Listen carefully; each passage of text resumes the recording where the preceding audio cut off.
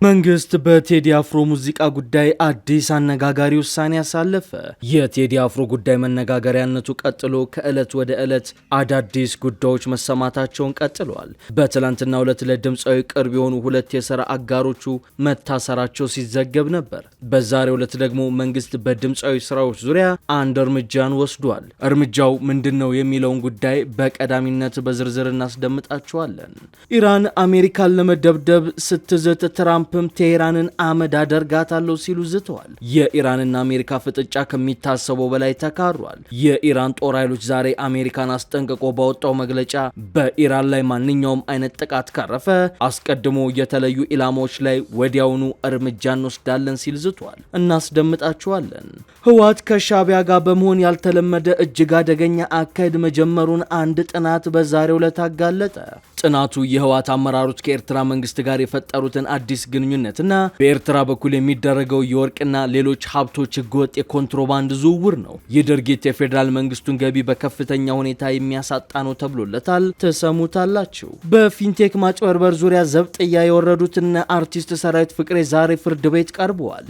የፍርድ ቤት ውሏቸውም በአስገራሚ ሁነቶች የተሞላ ነበር። የአርቲስቶቹ ጠበቆች ችሎት ሳይደርሱ ፍርድ ቤቱ ውሳኔ አሳልፏል። ይህም አነጋጋሪ ሆኗል። አክብሮታዊ ሰላምታችን በያላችሁበት የዓለም ዳርቻ ይድረሳችሁ። የተወደዳችሁ የአንድ አፍታ ሚዲያ ቤተሰቦች ለምሽት የተደመጡ መረጃዎችን ይዘን መጥተናል። እነዚህንና ሌሎች ጉዳዮችን እንቃኛለን። ቪዲዮን ላይክ አድርጋችሁ በመጀመር አብራችሁን ቆዩ።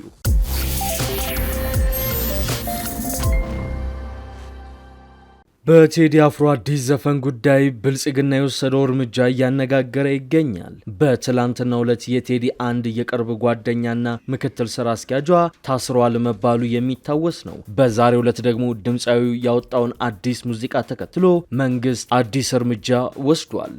ባሳለፍነው ሳምንት በተለቀቀው የቴዲ አፍሮ አዲስ አልበም ኢቶሪካ ምክንያት መንግስት በአርቲስቱ ስራዎች ላይ ጥብቅ ገደብ ስለመጣሉ በተደጋጋሚ መረጃዎች እየወጡ ይገኛሉ። በአርቲስቱ አዲስ አልበም ውስጥ ያሉ ሙዚቃዎች በሬዲዮ፣ በቴሌቪዥን እንዲሁም በህዝባዊ ቦታዎች እንዳይተላለፉ እገዳ ተጥሏል የሚሉ መረጃዎች እየተሰራጩ ሲሆን በአልበሙ ላይ ትኩረት ያደረገና አርትስ ቴሌቪዥን በቀጥታ ሊተላለፍ የነበረ ጋዜጣዊ መግለጫ በኢትዮጵያ ሚዲያ ባለስልጣናት ጫና ምክንያት ታግዶ ነበር። በዛሬው ዕለት መሰረት ሚዲያ ምንጮቹን ዋቢ በማድረግ ባወጣው መረጃ ደግሞ በኢትዮጵያ ቴሌቪዥን በሚተላለፈው እሁድ ቤት የሚሰኘው ፕሮግራም አንድ ክፍል እንዳይተላለፍ በቴዲ አፍሮ ምክንያት ተወስኗል። እና አርቲስት ሙሉዓለም ታደሰ የሚሳተፉበት እዚህ ፕሮግራም ላይ ዚያራ የሚባል ሴግመንት ወይም ክፍል አለ። ታዋቂነትና አበርክቶ ያላቸው ግለሰቦች ቤታቸው ድረስ ተሄዶ የሚዘየሩበት እንደሆነ ይታወቃል። መረጃውን ለመሰረት ሚዲያ ያጋሩ አንድ ምንጭ ለባለፈው ሳምንት እሁድ እንዲካሄድ የተቀረጸው ከአርቲስት ተስፋዬ ማሞ ጋር የተደረገ ቆይታ ነበር፣ ነገር ግን ተሰርዟል ብሏል። አርቲስቱ ስለ ቴዲ አፍሮ አዲስ ሙዚቃ ፌስቡክ ላይ ስለጻፈ ፕሮግራሙ ታግዷል፣ ለአርቲስቱ ግን ቀረጻ ላይ ድምጽ ስለተበላሸ የሚል ምክንያት እንዲነገረው ለሙሉዓለም ተነግሯታል በማለት አስረድቷል። መሰረት ሚዲያ አረጋግጫለሁ ባለው መረጃው የባለፈው ሳምንት ዚያራ አዲስ ሳይሆን የቆየ ፕሮግራም የተላለፈ ሲሆን ምክንያቱም አዲሱ ቀረጻ በቴዲ አፍሮ ሙዚቃ ምክንያት በመከልከሉ ነው። ፕሮግራሙ የሚሰራው በቡድን ሲሆን የሚያቀርቡት ደግሞ አርቲስት ሙሉዓለም ታደሰ፣ አርቲስት ሚካኤል ታምሬ፣ ጋዜጠኛ ሀያት ፈንታውና ሞዴል ማሮ ኦባንግ ናቸው። በአዘጋጅነት ደግሞ ኤርሚያስ ፍቅሬ፣ መሰረት ደሳለኝ፣ ላመስግነው አየዋለም፣ ጥሩ ወርቅ መስቀሉና ዳንኤል ቢሰጥ ይሳተፉበታል። አዲሱ የቴዲ አፍሮ አልበም በተለይም ዳስጣል የተሰኘው ዘፈን መንግስትን እንደሚተችና በሀገሪቱ ያለውን አለመረጋጋት እንደሚያንጸባርቅ ታይቷል። ይህ በአልበሙ ላይ የተጣለ ያለው እገዳ በኢትዮጵያ መንግስትና በታዋቂው አርቲስት መካከል ያለውን ውጥረት ያሳየም ሆኗል። የአርቲስቱ ዘፈኖች በሀገር ውስጥ ቢታገዱም በዓለም አቀፍ ደረጃና በዩቲዩብ ከፍተኛ ተቀባይነት እያገኙ መሆኑን ግን መረጃዎች ያመላክታሉ።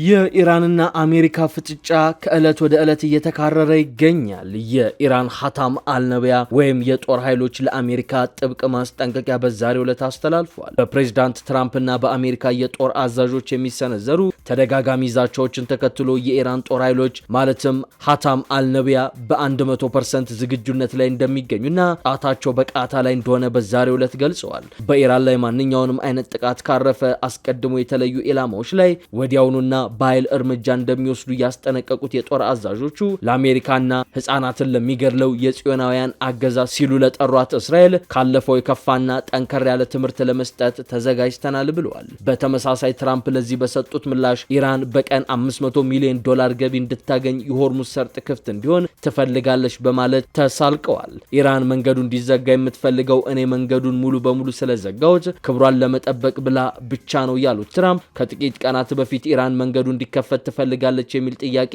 እንደቀረበላቸውም ገልጸዋል። ይሁን እንጂ ኢራን ከጥፋቷ ታቅባ ስምምነት ላይ ካልደረሰች መሪዎቿን ጨምሮ ቀሪውን የሀገሪቱን ክፍል ደብድቦ ከማጥፋት ውጪ ሌላ አማራጭ እንደሌለ በማስጠንቀቅ የዛቻ ንግግራቸውን አጠናክረዋል።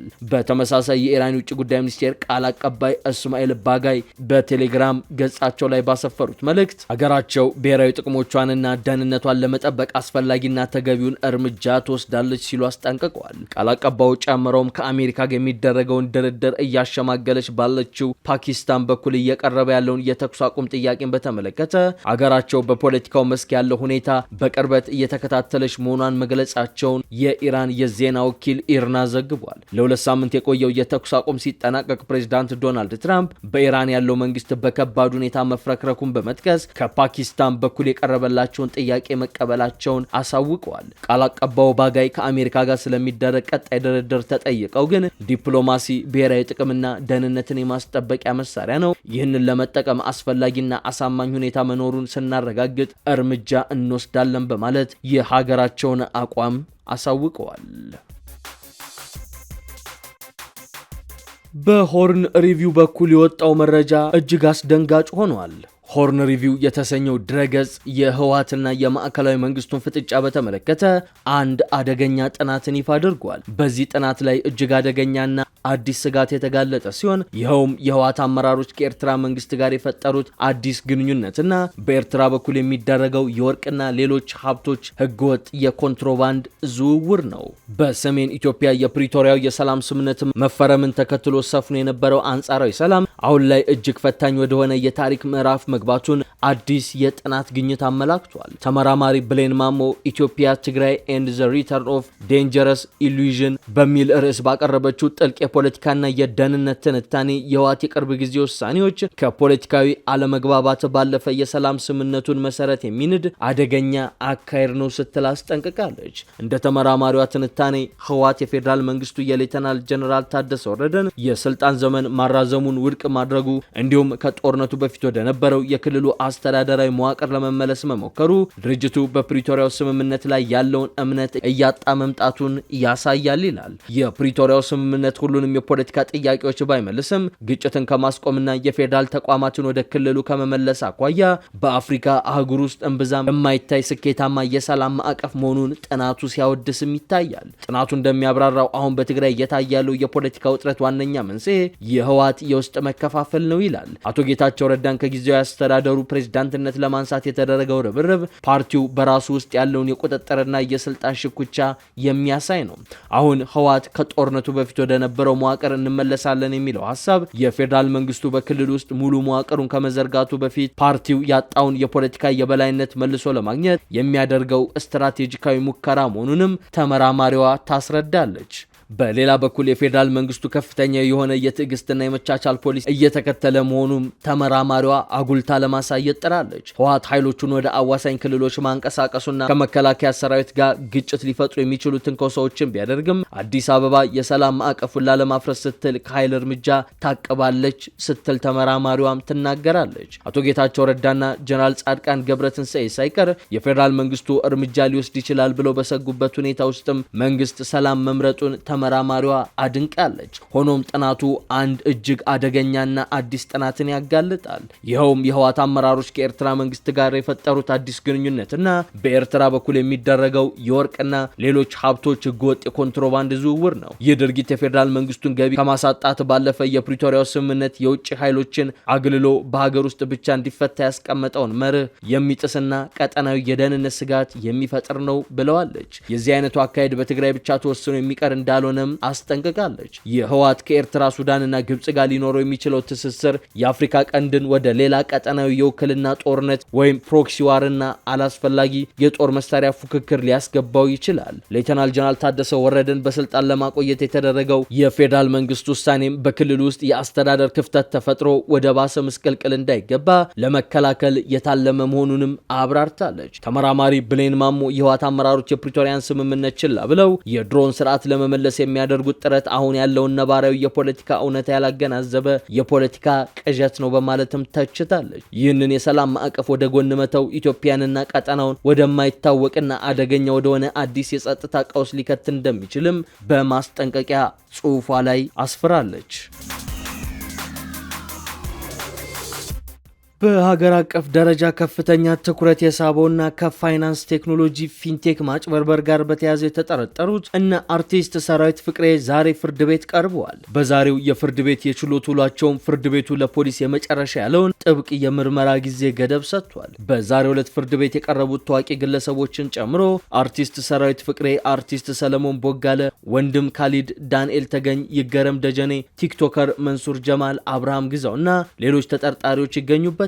ፍርድ ቤቱ ለዛሬ ቀጠሮ ይዞ የነበረው ፖሊስ ተጨማሪ ምርመራ ለማካሄድ የጠየቀውን የ10 ቀናት ጊዜ መፍቀድና አለመፍቀዱን ለመወሰን ነው። በዛሬው የፍርድ ቤቱ ውሎ ላይ አነጋጋሪና የህግ ስነስርዓት ጥያቄን ያስነሳው ጉዳይ ፍርድ ቤቱ ከተያዘለት መደበኛ የሰዓት ቀጠሮ ቀደም ብሎ ውሳኔውን ማሳለፉ ነው። ብይኑ ለማንበብ ብቻ የነበረ ቢሆንም አንዳንድ የተጠርጣሪ ጠበቆች ፍርድ ቤት ሳይደርሱና መብታቸውን ለማስከበር በቦታው ሳይገኙ ውሳኔው መነበቡ ያልተለመደ ክስተት ሆኖ አልፏል። በዚህ መሰረት ዳኛው ፖሊስ የጠየቀውን የ10 ቀናት ጥያቄ በመቀነስ ተጨማሪ 7 ቀናት ብቻ ፈቅዷል። ፍርድ ቤቱ ይህ ጊዜ የመጨረሻ መሆኑን በማስመር ፖሊስ በተሰጠው 7 ቀናት ውስጥ ቀሪ ጉዳዮችን አጠናቆ መዝገቡን ለአቃቢ ህግ እንዲያስረክብ ጥብቅ ማስጠንቀቂያና ማሳሰቢያ ሰጥቷል። ፖሊስ የምርመራ ጊዜ ማራዘሚያ የጠየቀበትን ምክንያት ለችሎቱ ሲያስረዳም የወንጀል ድርጊቱ እጅግ ውስብስብ መሆኑን በዋናነት አንስቷል። በተጨማሪም የተጭበረበረው የገንዘብ መጠን ከፍተኛ መሆኑ እንዲሁም የተጎጂዎች ቁጥር በየጊዜው መበራከት ተጨማሪ የምርመራ ጊዜ እንዳስፈለገው አብራርቷል። ይህ የፖሊስ መከራከሪያ የጉዳዩን ስፋት ቢያሳይም ፍርድ ቤቱ ግን ማለቂያ ለሌለው የምርመራ ጊዜ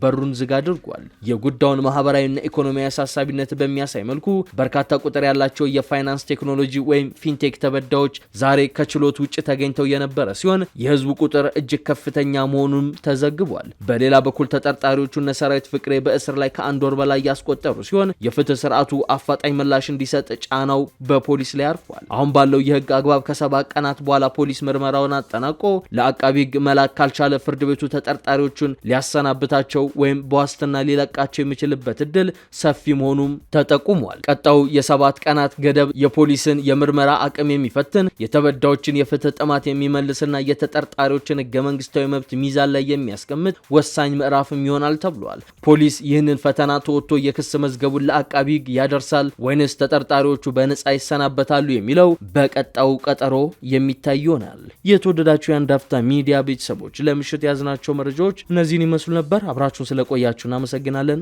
መልካም ምሽት።